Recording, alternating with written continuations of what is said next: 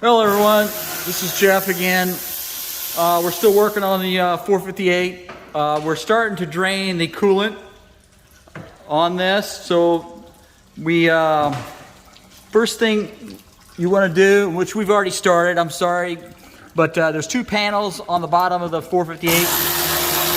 One on the left and the one on the right that Mark's taking off right now. As you can see, they're identical panels. There's about 20 screws, I'd say, maybe a little less on each side. They're 10 millimeter. And then you take those off, and then there's the coolant tubing is up on the left and front right, as you can see here. Here's one here, and one here. One there. So you break the two clamps loose, slide the boot forward. There's a location pin on the boot there, as you can see.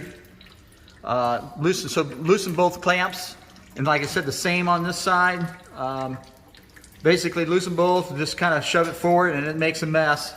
There's no really any easy way to do this.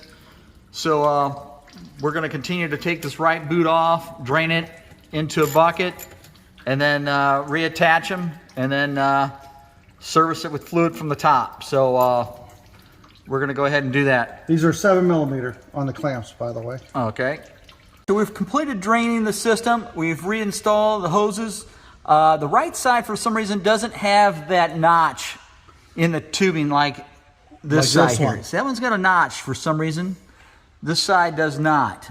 So just keep in mind when you put your hose back in place that you have enough material on both ends. This side kind of gauges that somewhat because of that notch in there, but still you want to look at that too. Just make sure you have enough hose, because you don't want it to be short on one side and then blow the end of the tube off. But other than that, that completes the draining of the system. And then we're going to reinstall both these panels underneath here, and then we're going to go ahead and service it from the top. So other than that, I think we're done down here. All right, so we've got the panels on underneath. The left side's all done. The right side here is all done, as you can see. Like I said, they're all 10 millimeter. So we're going to go ahead and let the car down at this time. And we're going to go ahead and service the coolant next. All right, so we're going to install a coolant in the system now. We've got this vacuum tool. So we're at, you can't see it really good, but you're at atmospheric pressure right now. And what we're going to do is hook an air hose up to it, and it's going to pull a vacuum on the system. And before we put the coolant to it, we'll let it sit with the vacuum on it and see if the needle moves. The needle shouldn't move as long as the system's tight. Now, if you've got needle movement, you'll have some initially, because it kind of has to adjust at first. It has to like balance the system. But then after that, it should stay firm. And then maybe do a 10-15 minute check just to make sure the needle doesn't drop. If the needle doesn't drop, you're good. You have a tight system. If the needle starts dropping, you have to figure out what is causing that. So a lot of times, these fittings here, they leak. So that might be your number one cause, but hopefully we won't have any problems here.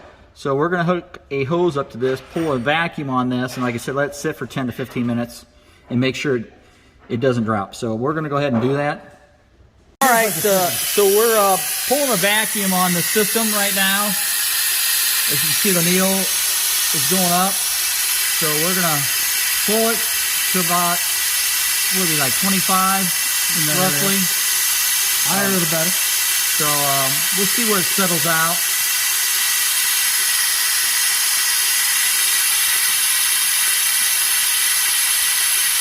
It looks like we're approaching 20. All right, we're continuing to pull the vacuum on it. As you can see, it'll settle. It'll get to a point where it won't pull anymore, and that's when it gets to that point, you're pretty much done. So it looks like it may have stabilized here around between 23, 24 inches of mercury. We'll let it sit there for a second. Looks like we're hitting 24. It's probably going to be about it. So why don't you go ahead and just it's kind of stalled out. All right, so we're gonna let it sit there for a few minutes and make sure that the needle doesn't drop. Like I said, initially when you shut that off, it may drop for a second just to stabilize the system, but once it's stabilized, which it should just be a few seconds, it should stop. But if it continues to drop down, check for leaks. All right, so we're gonna let it sit here for a few minutes and see what happens. So it's been about 10 minutes and it's still holding strong at 24. So that's a good sign that we don't have any leaks. System is tight. So what we're gonna do now is start drawing the fluid antifreeze into the system by turning the one valve over there. But when you're doing this, if you're using this tool, once you start drawing the fluid in there, you wanna make sure that stays submerged the whole time. And if you run out of fluid, you can shut that valve, add more fluid to it, but you don't want to get air in this line again, okay? So you want to keep that air, or this line, full of fluid once you start. So what we can do now is he can open that valve up and you'll start seeing the fluid drawing in. Okay, you see the fluid? There it's going. And then like I see, you'll start seeing this drop. And then it should fill the whole system. If it works like it's supposed to, when this stops drawing, the whole system should be full of antifreeze. So it's looking like it's drawing down pretty good. We'll check our pressure here. And like I said, your pressure is going to drop, which is normal. That's the way it works. So we're dropping pressure. It's drawing fluid in. Okay? And that doesn't matter what the pressure reads when it draws it in. It's just going to drop. The vacuum is dropping. Yes, the vacuum is dropping is correct. Can you re-vacuum it to get more in it in case there's some voids? We'll go over here. Pressure's at 0. We're not drawing any fluid in. We did shut the valve though. And you can see here the tank reservoir is full. So at this point, we're going to take this off, and then we're going to start the car up, turn the heater to max hot, and see what kind of, if we got any air or anything in it. But I believe this is probably going to be bled already. I mean, if it worked out the way it's supposed to be, we should be good. But we're going to go ahead and take this off and then do some testing. All right?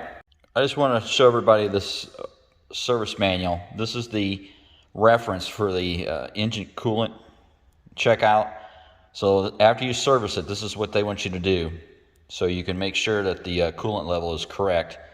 Like I said, this is actually from the Ferrari manual, so I thought I'd take a picture of it here to help anyone out that doesn't have access to this. But this is what they want you to do after you service the coolant to check the proper level. So it's kind of lengthy. It may take you a while, but this is what they recommend. But anyway, other than that, please follow, subscribe, and continue to watch our videos. And thank you. I'll catch you next time. Thank you.